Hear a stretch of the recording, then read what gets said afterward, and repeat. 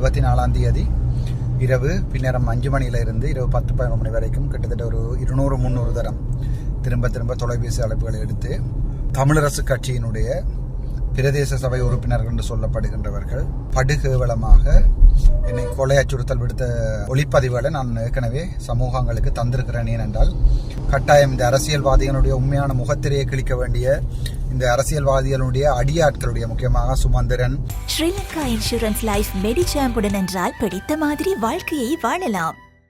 ஸ்ரீதரன் போன்றவர்களுடைய கட்சி உறுப்பினர்களுடைய கேவலமான செயற்பாடுகள் குடியாரர்களையும் தண்ணி அடிப்பவர்களையும் பொம்பளை பிள்ளைகளோட பிரச்சனை படுறவர்களையும் கேவலமான ஆக்களையும் இப்படி அரசியலில் கொண்டு வந்து வச்சு இவர்கள் தலையிட்டு எடுக்கிற இப்போ ஜோஜி பாருங்க இவர்களை போன்றவர்கள் எங்களுடைய வடக்கு மாநிலத்தின் மாகாண சபையை கைப்பற்றினா என்ன நடக்கும்ன்றது நீங்கள் கொஞ்சம் சிந்திச்சு பாருங்கள். இவர்களுடைய இந்த இது தொடர்பாக வியாழக்கிழமை இரவு 2 மணிக்கு நான் தெளிப்பளை போலீஸ் நிலையத்திலே முறைப்பாடினை பதிவு செய்திருந்தேன். ஓஎஸ்சி மற்றும் தமிழ் போலீஸ் உத்தியோகத்தர்கள் நல்ல விஷயம் அவர்கள் பாராட்டத்தக்க விடயத்தை செய்திருக்கிறார்கள். ஒரு நாளுக்குள்ள சம்பந்தப்பட்ட நபர்களில் 6 பேரில் 4 பேர் கொண்டு வரப்பட்டிருக்கிறார்கள். 26ஆம் தேதி காலமே 10 மணிக்கு என்னை போலீஸ் ஸ்டேஷனுக்கு அழைத்திருந்தார்கள். உங்களால் முடிந்தால் எனது மகனை எனக்கு திருப்பி தாருங்கள். அம்மாக்கள் அழாத நாட்டிற்காக அகன்று செல் முழு நாடுமே ஒன்றாக தேசிய செயற்பாடு.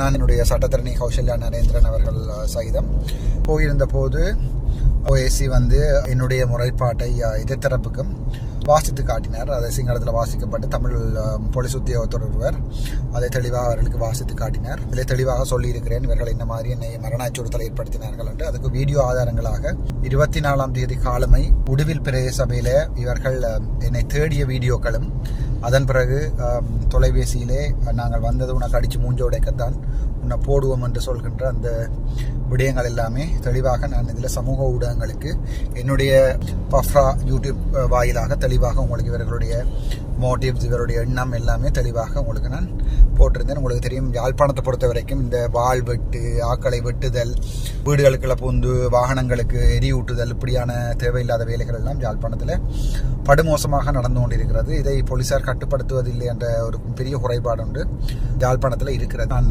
முக்கியமாக கேட்கிறேன் என்றால் தமிழரசு கட்சி ஏற்கனவே மணிவண்ணனுடைய கஜேந்திரகுமாருடைய கட்சிகளில் இருந்தவர்கள் மான் கட்சிகள்லாம் இங்கே இருந்தவர்கள் விஜயகலா மகேஸ்வரனுடன் நின்றவர்கள் எல்லாரும் மிக கேவலமாக ஒரு பாராளுமன்ற உறுப்பினரை கொலை அச்சுறுத்தல் விடுத்தது நான் நினைக்கிறேன். ஆனால் நேரடியாக கோல் எடுத்து போடுவோம் என்று சொல்கின்ற அளவுக்கு இலங்கையின் சட்டம் நீதி இவ்வளவு கேவலமாக இருக்கிறன்னு நினைக்க தான் சரியான கவலையாக இருக்கிறது.